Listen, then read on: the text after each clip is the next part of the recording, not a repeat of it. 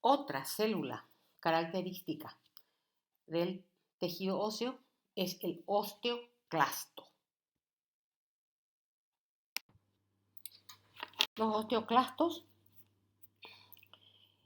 no derivan de los osteoblastos, sino de la fusión de células progenitoras hematopoyéticas de granulocitos y macrófagos. Son las células menos abundantes del tejido óseo y viven un promedio de 12 días. Las células estromales, que están en la médula ósea, secretan unas moléculas de citocinas para que ocurra esta diferenciación a partir de la unidad formadora de colonia granulocítica monocítica. Y estos factores son tres: el factor estimulante de las colonias de monocitos, el factor de necrosis tumoral y las interleucinas. En nuestras imágenes, fíjense, a la izquierda, la flecha amarilla me está señalando la presencia de una célula enorme de citoplasma acidófilo y muchos núcleos. Este es un clásico osteoclasto. En la imagen de la derecha, ¿qué estamos viendo? Un osteoclasto, fíjense, con muchos núcleos. Y con la flecha rojita estamos viendo un osteocito. Bueno, ¿cómo se generan los osteoclastos?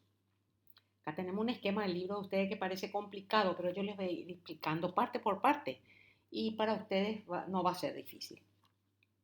Fíjense, veamos a la izquierda arriba. Hay una célula progenitora mieloide común que ustedes ya conocen, que está en la médula ósea, ¿se acuerdan? Y que daba unidades formadoras de colonia de granulocitos y de monocitos para que después, por diferenciación, den los granulocitos y los monocitos, ¿se acuerdan? Bueno, aparte de los granulocitos y monocitos, estas células progenitoras de granulocitos y monocitos van a dar otro tipo de células que se llama precursor de osteoclasto. ¿Y por qué va a dar? ¿Cómo esa célula va a diferenciarse y dar un precursor de osteoclasto? Porque en la médula ósea, la célula del estroma va a secretar interleucinas, factor de necrosis tumoral y además el factor estimulante de colonia de monocitos. Entonces, eso va a actuar sobre las células para que se transformen en precursores de osteoclastos. Estas células precursoras de osteoclastos que están predestinadas a transformarse en osteoclastos van a expresar dos factores de transcripción muy importantes que están ahí escritos dentro de la célula, el CFOS y el NFKB. Y una tercera expresión que va a ser la molécula receptora, ahí se ve como verde, llamada RANK, que se llama receptor activador del factor nuclear KB. Este receptor RANK va a unirse o va a interaccionar con la molécula de RANK ligando que está en las células del estroma. Y el mecanismo de señalización RANK-L es indispensable para la diferenciación y maduración de los osteoclastos. O sea, tiene que unirse el RANK con el RANK-L para que ese precursor de osteoclasto se transforme en osteoclasto inactivo y después por maduración en osteoclasto resortivo, como se ve en la parte izquierda inferior de nuestra imagen. Hasta acá se entiende, ¿verdad? Muy bien. No siempre se pueden formar osteoclastos. Existen mecanismos que van a frenar la producción de osteoclastos. Cuando el organismo no necesita que se resorba hueso y que aumente el calcio en la sangre, entonces este mecanismo tiene que ser anulado, que no haya osteoclasto o que su función esté disminuida. Y ahí entran nuestros amigos los osteoblastos. Fíjense, en la parte inferior derecha de nuestra imagen tenemos a los osteoblastos. Los osteoblastos van a secretar una molécula, fíjense, que se llama osteoprotegerina. Esta molécula que está de colorcito verde se va a unir al RANK-L. Entonces no va a haber suficiente RANK-L para que se una con la molécula RANK de los precursores de los osteoclastos. Entonces no va a haber diferenciación a osteoclasto. Entonces ahí se frena esa señalización RANK RANKL. Y ahí tiene una acción fundamental el osteoblasto, secretando esta molécula de osteoprotegerina. La regulación de la secreción de esta molécula está dada por la interleuquina 1, el factor de necrosis tumoral, el factor de crecimiento transformante beta, vitamina D y prostaglandina E2, como me señala la parte inferior de mi imagen. En las inflamaciones, fíjense en la parte de arriba. En la parte de arriba a la derecha nosotros tenemos un linfocito. Este linfocito, ¿ven?, está señalado con una flecha amarillita clara. Este linfocito en muchas inflamaciones se activa y produce moléculas solubles de RANK, lo cual podría incitar a la producción de osteoclastos. Muy bien, el osteoclasto es una célula de resorción ósea. ¿Qué quiere decir resorción ósea? Que va limando el hueso, va degradando los componentes minerales y no minerales, o sea, orgánicos e inorgánicos del hueso. Y va sacando esos componentes y mandándolos a la sangre. Es así como sale el calcio y va a la sangre. ¿Dónde se encuentran concentradas? En el endostio. Y fíjense que tenemos un esquema ahí a la derecha, entre la célula y el hueso. Yo les puse hueso a la parte amarilla. Supongamos que esa parte amarilla de nuestro esquema es el hueso. Entre el hueso y la célula, que acá nos está mostrando en un color verde, hay una zona, hay una laguna, hay una oquedad que se llama laguna de Hauschildt, que es donde se está degradando el hueso. ¿Ok? Esta célula tiene 3 regiones especializadas. El borde festoneado que me está mostrando, y incluso con una llave me muestra a la derecha, una zona clara, que es la zona donde está adherida esta célula al hueso, y una región vasolateral que está arriba, donde se produce la exocitosis. Ahí tenemos, por ejemplo, dice exocitosis del material digerido. Todo lo que se digirió atraviesa la célula y sale de la célula por esa región vasolateral. Veamos ahora cada una de estas regiones en particular.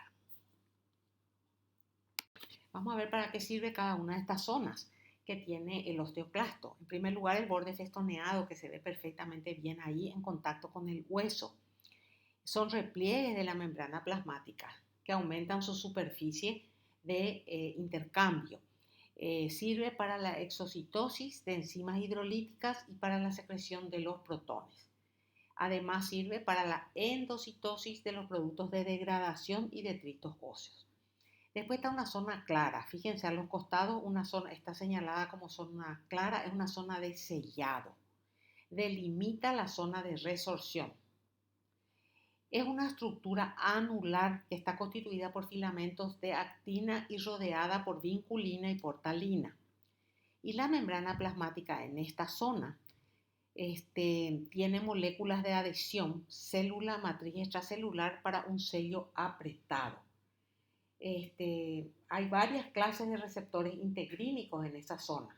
Por ejemplo, el receptor ABB3 para vitronectina, el receptor A2B1 para colágeno o llamado también receptor ABB1. Todos estos receptores contribuyen a mantener ese sello.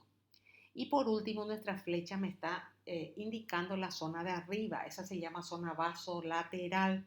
Esa zona interviene en la exocitosis del material digerido.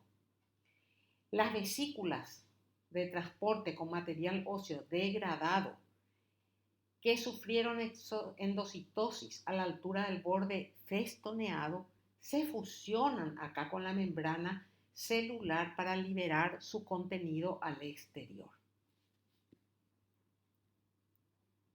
Y ahora veamos cómo es el mecanismo para esa resorción. Fijémonos siempre en nuestro esquema de la derecha. El osteoclasto tiene una enzima llamada anidrasa carbónica que sirve para producir ácido carbónico. Cuando va a haber resorción, ese ácido carbónico se disocia en bicarbonato e hidrógeno y el hidrógeno va hacia la zona del borde festoneado para salir a la laguna de Hauschildt, ¿ok? Ayudada por bomba de protones dependiente de la ATP. Este hidrógeno genera un microambiente ácido y ahí se inicia entonces la degradación del componente mineral ácido. La electroneutralidad de la membrana del borde festoneado es también facilitada por canales de cloro acoplados a las bombas de protones que estamos viendo nosotros en la parte izquierda de nuestra imagen. El exceso de bicarbonato, ¿se acuerdan? Que salió, se va hacia el borde vasolateral, ¿verdad? Se elimina hacia el exterior por un intercambio pasivo con iones de cloro mediante proteínas intercambiadoras de cloro y bicarbonato que están situadas en esta membrana de la región vasolateral. Este medio ácido de la laguna de Hauschildt inicia la degradación del componente mineral del hueso, principalmente hidroxiapatita, y lo convierte en iones de calcio, fosfato inorgánicos solubles y agua. Y esto es resorbido para sufrir exocitosis en el borde vasolateral. Al mismo tiempo, las hidrolasas lisosómicas, vemos los lisosomas, las hidrolasas lisosómicas que contienen catepsina K y metaloproteinasa de matriz son descargadas también en esta laguna de Hauschildt que sirven para degradar el componente orgánico del hueso. Una vez que ha sido degradado el componente orgánico, sufre también fagocitosis, endocitosis, fagocitosis y exocitosis por el borde vasolateral, al igual que los componentes minerales. Vamos a ver algunos conceptos de los osteoclastos y su relación con algunas hormonas, como la paratiroidea y la calcitonina. Antes de eso, miremos nuestras histologías que están arriba, nuestros campos histológicos. A la izquierda, la flecha naranja me muestra un osteoclasto. ¿Ven qué enorme es el osteoclasto? Una célula de citoplasma acidofílico y muchos núcleos. A la derecha tenemos otra vez a los osteoclastos. ¿Ven? Células grandes, multinucleares, y entre el osteoclasto y el hueso está ese espacio claro. Fíjense que está marcado ahí con una flecha verde finita. Esa es la laguna de Hauschildt. La calcitonina es una hormona que es secretada por las células parafoliculares de la glándula tiroidea. A la derecha tenemos una glándula tiroidea donde me muestra los folículos y una célula que es la célula parafolicular, que es la que secreta esta hormona. ¿Qué hace esta hormona? Esta hormona disminuye la resorción ósea, disminuye los niveles de calcio sanguíneo, estimula la actividad osteoblástica y el calcio es sacado de la sangre y depositado en la matriz. O sea, esta hormona actúa ¿sobre quién? Sobre los osteoclastos. Entonces, esta hormona le dice a los osteoclastos no resorba más hueso y disminuye su actividad importantísima de los osteoclastos, estimulando al mismo tiempo la actividad de los osteoblastos, que son las células productoras de hueso. Muy bien, ya vimos cómo la calcitonina actúa sobre las células, sobre los osteoclastos. Ahora, también la hormona paratiroidea tiene efectos sobre los osteoclastos, pero no directamente. ¿Por qué? Porque los osteoclastos no tienen receptores para la hormona paratiroidea. Entonces, alguien tiene que avisarle que haya sido estimulada Alguna célula que haya sido estimulada por la hormona paratiroidea debe avisarle a los osteoclastos porque ellos no tienen receptores. Entonces, ¿a quién estimula esta hormona paratiroidea? ¿Qué célula? A los osteoblastos. Y los osteoblastos empiezan a secretar citocina, interleuquina 1, 6, 11. Y estas citocinas producen el reclutamiento y actividad de los osteoclastos y se produce la resorción ósea. Aumenta la producción de RANKL por los linfocitos T, aumenta el nivel de calcio en la sangre y disminuye la excreción renal de calcio. Todo a través de los osteoblastos, que son secretados por la hormona paratiroidea. Entonces los osteoblastos a través de citocinas, como vuelvo a repetir, interleuquina 1, 6 y 11, le estimulan a los osteoclastos para que haya resorción ósea. O sea, la hormona paratiroidea tiene una acción sobre los osteoclastos para aumentar su función, pero a través de los osteoblastos, en forma indirecta.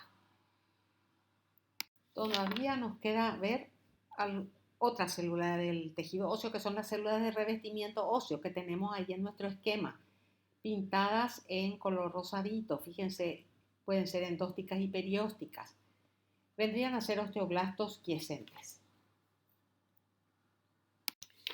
Muy bien, estas células derivan, como decíamos, de los osteoblastos que han finalizado la formación del hueso. Tapizan las superficies óseas en las que no hay actividad de osteoblastos ni osteoclastos, pueden ser periósticas o endósticas, se encuentran unidas entre sí por nexos y emiten prolongaciones que se extienden dentro de los canalículos y también se comunican con los osteocitos por nexos. Fijémonos en la imagen de la derecha. Primero, la imagen de hematocilina y eosina que vemos arriba a la derecha. ¿Se ven? Las flechas negras me muestran las células de revestimiento óseo. ¿Ven? Son osteoblastos en reposo, con un núcleo plano, oscuro, homogéneo. En la microscopía electrónica, vamos a ver la microscopía electrónica de arriba, la flecha naranja me está mostrando el núcleo de una célula de revestimiento óseo. ¿Ven? Y abajo de la célula estamos viendo la matriz ósea. Fíjense ustedes cómo la célula emite prolongaciones citoplasmáticas, se ven perfectamente bien. Y en la parte inferior observamos dos células de revestimiento óseo que están unidas por uniones de hendidura. La flecha naranja me está señalando una célula adiposa con su membrana y su contenido lipídico que está por arriba. Y por abajo, ¿qué encontramos? La matriz ósea. ¿Cuáles son las funciones de estas células de revestimiento óseo? El mantenimiento y nutrición de los osteocitos incluidos en la matriz ósea, regulación del movimiento del calcio y fosfato desde la sangre al hueso y viceversa, secretan colagenasa para eliminar la capa superficial no mineralizada de tejido óseo, llamada osteoide, y así poder dar paso a los osteoclastos para la resorción en las zonas requeridas. Nuestra imagen de la derecha nos muestra una microscopía óptica de un hueso y las flechas nos están mostrando las células de revestimiento óseo. Terminamos con todos los componentes del tejido óseo. Ahora vamos a tratar un tema muy importante que se llama osificación. ¿Qué es la osificación? Es la formación de tejido óseo y siempre tiene lugar por síntesis y secreción de matriz ósea orgánica por los osteoblastos que al poco tiempo se mineraliza. ¿Cómo se forma un hueso? Existen dos mecanismos para la formación de un hueso: la osificación intramembranosa y la osificación endocondral. Vamos a ver en detalle cada uno de ellos. La osificación intramembranosa es la forma como se generan los huesos planos del cráneo, el maxilar inferior, clavícula, por ejemplo. El primer indicio de esta osificación ya lo encontramos en la 8ª semana. Esta forma de crecimiento óseo se inicia con la diferenciación de células mesenquimáticas en células osteoprogenitoras que expresan el factor de transcripción CBFA1. Entonces, los osteoblastos diferenciados secretan matriz ósea. Fíjense ustedes, en nuestra imagen de la derecha tenemos a nuestras células mesenquimatosas y luego ya se forman los osteoblastos que empiezan a secretar la matriz ósea y quedan incluidos en esa matriz ósea y se convierten en osteocitos.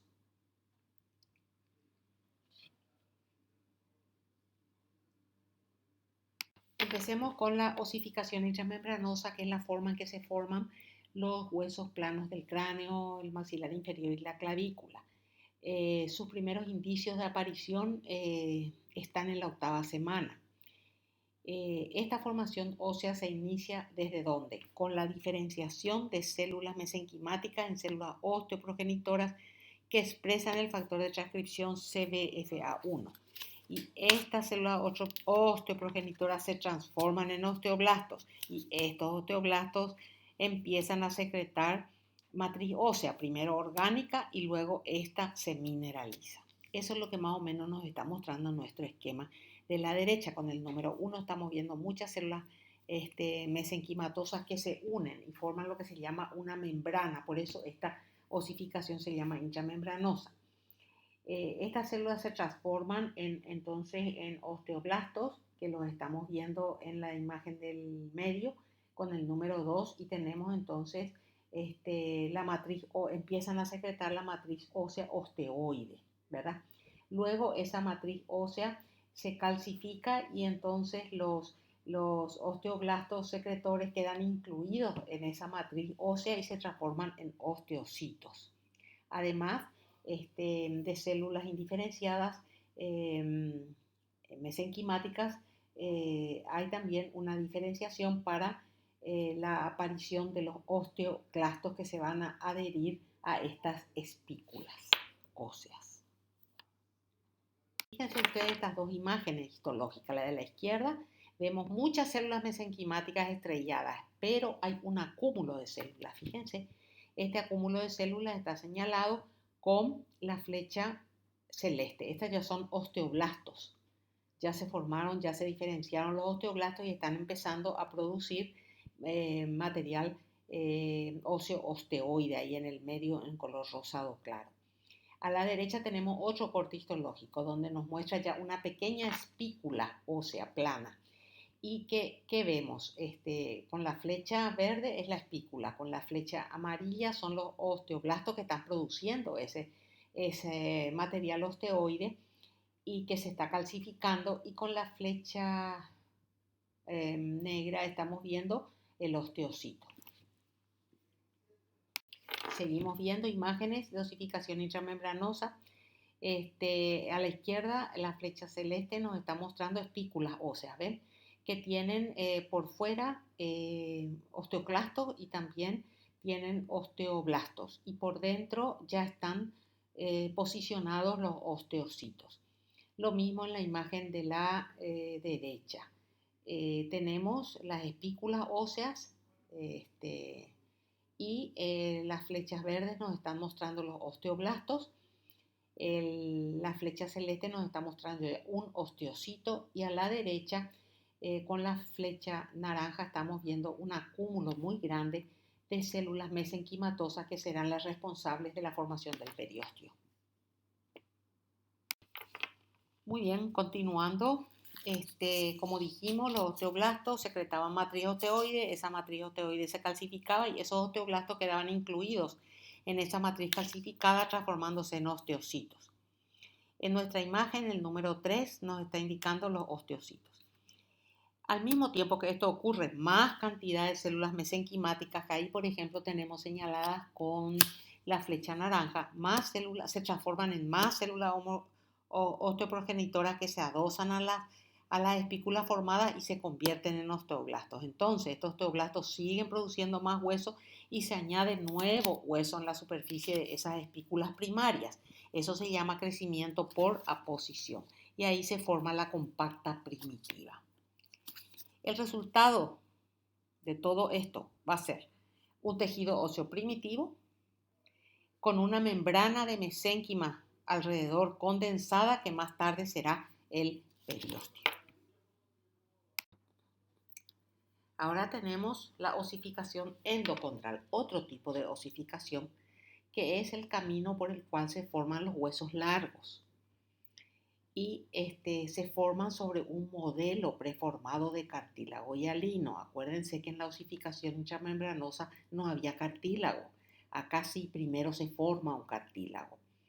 Fíjense en nuestro esquema de la derecha, hay una acumulación y proliferación de células mesenquimáticas en el sitio donde va a estar el hueso futuro. Bajo la influencia del factor de crecimiento fibroblástico y proteínas morfogénicas óseas, las células mesenquimáticas empiezan a expresar colágeno 2 y se diferencian en condroblastos que producen matriz cartilaginosa y ahí se forma un modelo de cartílago hialino, así como estamos teniendo en la parte B de nuestro esquema.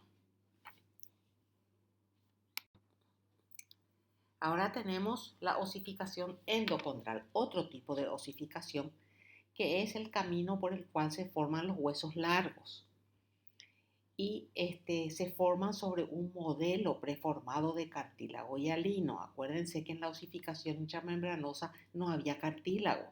Acá sí primero se forma un cartílago. Fíjense en nuestro esquema de la derecha, hay una acumulación y proliferación de células mesenquimáticas en el sitio donde va a estar el hueso futuro. Bajo la influencia del factor de crecimiento fibroblástico y proteínas morfogénicas óseas, las células mesenquimáticas empiezan a expresar colágeno 2 y se diferencian en condroblastos que producen matriz cartilaginosa y ahí se forma un modelo de cartílago hialino, así como estamos teniendo en la parte B de nuestro esquema. Acá en nuestra imagen de la derecha, fíjense, ahí está nuestro modelo cartilaginoso, ¿ven? Ese es un corte histológico. Ahí la flecha naranjita me está mostrando a mí el modelo cartilaginoso. El modelo cartilaginoso normalmente está rodeado en toda su extensión por un pericondrio. Llega un momento que, que ese pericondrio que va produciendo células condrocíticas, en la diáfisis de este modelo preformado, en la diáfisis dejan de producir condroblastos. Entonces empiezan a producir, en vez de condroblastos, células osteoprogenitoras y osteoblastos. Entonces, ahí los osteoblastos que se forman empiezan a formar una delgada capa de tejido óseo que se llama manguito perióstico o collarete óseo. Fíjense ustedes que nuestras flechas nos están mostrando el manguito perióstico. Se ve perfectamente en la diáfisis de nuestro modelo cartilaginoso. Muy bien, fijémonos en la imagen microscópica que tenemos acá. Fíjense que con una raya roja yo les estoy mostrando todo el molde cartilaginoso, ¿ven? Todo ese es el molde cartilaginoso, de arriba hasta abajo, ¿se dan cuenta? Y las flechas amarillas me están mostrando la diáfisis de ese molde cartilaginoso. ¿Qué pasaba en esa diáfisis? Dijimos. No se producen más condrocitos que son las células del tejido cartilaginoso, y se producen entonces osteoblastos. Entonces empieza a producir un tejido óseo, que ahí se ve como rosado. Ese tejido óseo es el que yo le decía que se llama manguito perióstico o collarete óseo. ¿Ven? Bueno, fíjense en la imagen esa zona que dice HC, en el medio, en la diáfisis. Los condrocitos de esa zona media del modelo cartilaginoso se agrandan, se hipertrofian y empiezan a secretar fosfatasa alcalina. Al haber fosfatasa alcalina, se calcifica la matriz y al calcificarse la matriz, los condrocitos se mueren. Se mueren.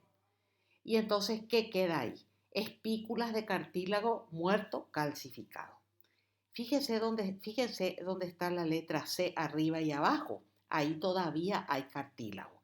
La hipertrofia ocurre solamente ahí en la diáfisis. ¿Ven? En la parte superior, en la parte inferior, no se ve todavía este fenómeno.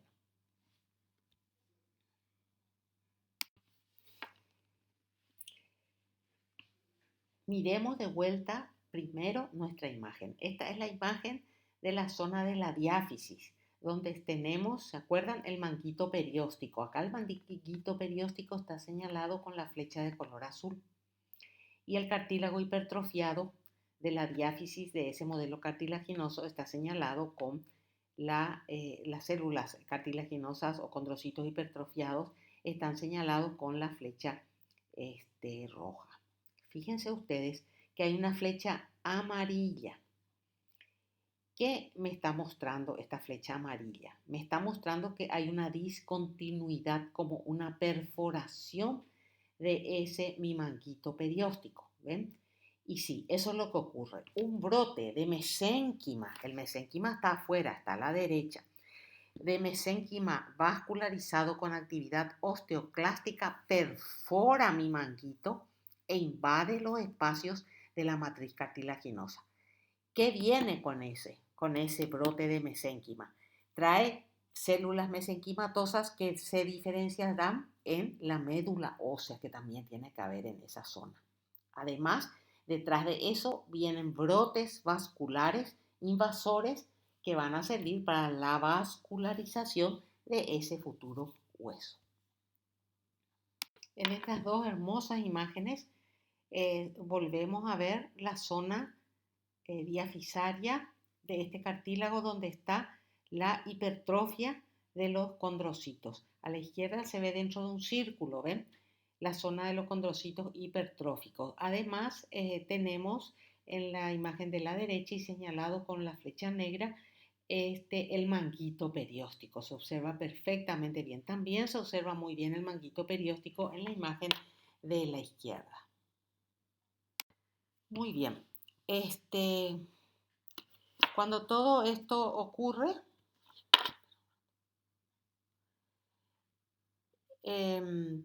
tenemos entonces, como dijimos, espículas de cartílago calcificado. Entonces las células osteoprogenitoras se adosan a estas espículas de cartílago calcificado residual, se convierten en osteoblastos, sintetizan osteoides y forman lo que se llama la espícula mixta.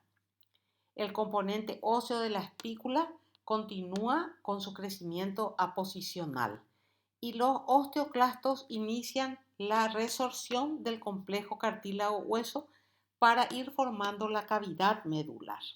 Fíjense en la imagen de la izquierda. Allí la flecha amarilla me está mostrando las espículas que se están formando, ¿ven? Me está mostrando la diáfisis de mi cartílago y la flecha blanca me está mostrando la médula. A la derecha es la misma imagen pero a mayor aumento. Estamos viendo varias espículas. Una de ellas les puse el nombre, espícula mixta, ¿ven? Donde la parte azul corresponde al resto del cartílago y la parte eosinofílica corresponde a la deposición de matriz ósea, ¿sí? La flecha verde clarita me está mostrando la médula ósea que está entre las espículas. En este momento, ¿qué tenemos? En este momento ya vimos que se formó el cartílago, se hizo la zona de hipertrofia y aumento de vascularización y necrosis, etcétera, etcétera, de toda la zona diafisaria cartilaginosa, como se ve en el esquema con la letra C. Y en el último esquema con la letra D tenemos una cavidad medular que ya está formada y la zona de calcificación primaria también de este hueso en la diáfisis ya está formada. Eso me está señalando la flecha de color naranja. Hasta este punto, esto es lo que tenemos en nuestra osificación endocondral. Continúa nuestro proceso de osificación endocondral. Fíjense en nuestra imagen de la derecha. El 1, 2, 3, 4 y 5 estuvimos viendo ya. Ahora estamos en el 6. ¿Qué pasa? Aparecen centros de osificación secundarios. El primario ya está hecho, ¿verdad? Secundarios, ¿dónde? En las epífisis de este modelo cartilaginoso. Entonces, ahí se produce una osificación endocondral con las mismas características que vimos hasta ahora. Pero al final de eso, veamos por ejemplo el número 9. ¿Qué pasó con el número 9? Ahí ya se formó ese centro de osificación secundario casi completamente, pero no desaparece el cartílago. Lo celeste en nuestras imágenes corresponde a cartílago. Tenemos una flechita negra que nos indica un cartílago que está en la superficie proximal de esa epífisis. Ese va a ser el cartílago articular futuro. No va a desaparecer y se va a convertir en cartílago articular. Y tenemos otra flecha gris que me está señalando otra placa cartilaginosa entre la diáfisis y la epífisis. Muy importante. Esta es una placa transversal que se denomina disco epifisario. Tampoco va a desaparecer. Es muy importante. ¿Por qué? Porque mediante esta placa este hueso va a ir creciendo desde el intraútero, comenzando su crecimiento intraútero y después hasta la adultez temprana. Dijimos que el hueso endocondral tiene que crecer, ¿verdad? Entonces va a ir creciendo y se inicia ese crecimiento en el segundo trimestre de la vida fetal y después continúa ese crecimiento después del nacimiento hasta la adultez temprana. El mecanismo por el cual crecen los huesos, dijimos que de quién dependía, de ese cartílago epifisario, durante todo el periodo de crecimiento. O sea, ese cartílago va a estar presente mientras que el individuo esté creciendo. Cuando terminó de crecer, ese cartílago de crecimiento, ese cartílago epifisario va a desaparecer y va a ser reemplazado por un tejido conjuntivo fibroso, la zona. Durante la osificación endocondral, el tejido avascular cartilaginoso es reemplazado por tejido óseo. Y así va creciendo el hueso. Fíjense a la derecha en nuestra imagen histológica. Ahí tenemos eso que está de un color basófilo. Es nuestro disco epifisario. ¿Se dan cuenta? Y lo de abajo es el tejido óseo, que lentamente le va invadiendo y transformando ese tejido cartilaginoso primero en espículas mixtas, luego en espículas óseas y así va creciendo a costa de ese disco epifisario y así va creciendo también en longitud nuestro hueso. Muy importante en este proceso, juegan un papel muy importante en este proceso el factor de crecimiento endotelial vascular, la expresión de genes responsables de la producción de colágeno tipo 10 y las metaloproteinasas de la matriz para que puedan ir degradando la matriz cartilaginosa. Aquí tenemos nuestro cartílago de crecimiento, ¿verdad? La raya negra de la derecha me indica más o menos el espesor del mismo. Y abajo la zona donde el hueso y el tejido óseo, vasos y células óseas que se encuentran en la cavidad y en la cavidad medular y en las espículas van a ir invadiendo este tejido cartilaginoso. Tenemos en primer lugar, fíjense arriba, la zona de cartílago de reserva, ¿verdad? Es en la cual no se comprueba proliferación celular ni producción activa de matriz. Después tenemos abajo ahí en verde un cartelito que dice zona de proliferación. En esta zona, los condrocitos sí sufren mitosis y se organizan en columnas bien definidas. Estas células son más grandes que las células de la zona de reserva y están sintetizando activamente colágeno, sobre todo 2 y 11, los tipos 2 y 11, y otras proteínas de la matriz cartilaginosa. Luego tenemos una pequeña zona que está en rosado que se llama zona de hipertrofia. Esta zona tiene unos condrocitos que son muy grandes. El citoplasma de esta célula es claro porque tiene mucho glucógeno. Los condrocitos de esta zona van a permanecer metabólicamente activos y van a continuar secretando colágeno de tipo 1 al mismo tiempo que aumentan la producción de otro tipo de colágeno que es el colágeno de tipo 10. Los condrocitos hipertróficos también van a secretar el factor de crecimiento endotelial vascular que inicia la invasión vascular. La matriz va a sufrir compresión hasta formar bandas lineales entre las columnas de células cartilaginosas alineadas, hipertrofiadas. Después tenemos la zona del cartílago calcificado, en la cual esas células de la zona de hipertrofia ya se empezaron a degenerar y la matriz empieza a calcificar, entonces las células mueren. Entonces, ¿qué pasa con ese cartílago? Ese resto cartilaginoso se calcifica y sirve como una armazón inicial sobre la cual se va a depositar nuevo tejido óseo. Los condrocitos ubicados en la parte más proximal de esta zona van a sufrir apoptosis. Y la última zona que está ahí en rosadito es la zona de resorción. Es la zona que está más cerca de la diáfisis. La diáfisis es todo lo de abajo donde están las espículas óseas, espículas mixtas y la médula ósea. Aquí el cartílago calcificado va a entrar en contacto directo con el tejido conjuntivo de la cavidad medular y en esta zona los vasos sanguíneos de pequeño calibre y el tejido conjuntivo acompañante van a invadir la zona que antes estaba ocupada por los condrocitos muertos o agónicos como si fueran una serie de puntas de lanza. Y ahí el cartílago calcificado queda en la forma de espículas longitudinales. Sobre estas espículas van a depositarse células osteoprogenitoras y que se van a transformar en osteoblastos para la producción y transformación de esos restos en espículas óseas.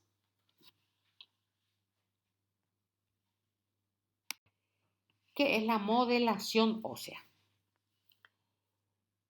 Es un cambio en el hueso que se observa en la infancia y en la juventud por la actividad osteoclástica que va comiendo hueso y la osteoblástica que va generando hueso. Son dos fenómenos independientes entre sí, son procesos que no están acoplados. Y así se modelan las superficies internas y externas del hueso. Ahora, siempre hay un predominio de la actividad osteoblástica, lo cual lleva a un incremento constante de la masa ósea en el periodo de crecimiento. Ahora veamos otro concepto, que es la remodelación ósea. Lo que vimos recién era modelación ósea, ahora viene la remodelación ósea. Es la formación de osteonas nuevas. Normalmente en el individuo las osteonas se van reemplazando permanentemente, por eso quedan restos de osteonas que las que vimos se llamaban las memillas intersticiales, ¿se acuerdan? Entonces, es una formación de nuevas osteonas por un proceso acoplado, juntos. Están en el proceso las actividades osteoblásticas de los osteoblastos y la osteolítica de los osteoclastos. Permite que el esqueleto se adapte constantemente a las tensiones mecánicas a las que está sujeto. Las células de la unidad remodeladora ósea son dos. son los osteoclastos y los osteoblastos que estamos viendo en nuestro esquema. Unidad remodeladora ósea o VRU, como se le conoce también. Las osteonas nuevas se forman en el hueso compacto preexistente por una acción de resorción osteoclástica y síntesis osteoblástica. Ya vimos que la unidad remodeladora ósea tenía dos células, ¿verdad? Que eran el osteoclasto y el osteoblasto, pero además está constituido por un cono perforante que avanza y un cono de cierre que le sigue. Enseguida les voy a mostrar el esquema para que todo quede más claro. La remodelación ósea también se produce en el tejido óseo esponjoso. Acá tenemos el esquema del libro de ustedes, donde se ve el hueso compacto, en un corte arriba longitudinal y transversal abajo. Fíjense la parte verde. Esa es la zona donde están los osteoclastos. Esa vendría a ser el cono perforante que está hacia adelante y que avanza, ¿se acuerdan que les dije? Entonces los osteoclastos empiezan a resolver, a comer hueso, ¿verdad? Y entonces y forman un túnel en el hueso compacto. Después vasos sanguíneos y tejido conjuntivo ocupan esa luz y hay una nueva formación en su pared por los osteoblastos que depositan osteoides sobre las paredes del conducto en forma de laminillas sucesivas y van achicando la cavidad de resorción formando el conducto de Havers maduro. Esta es la parte que se llama cono de cierre, que está de color lila, ¿ven? Ahí están los osteoblastos formando osteoides y formando las laminillas sucesivas para ir cerrando ese orificio y dejar ese orificio como el conducto de Havers definitivo. Entonces ahí estamos viendo el cono de cierre, el cono de corte.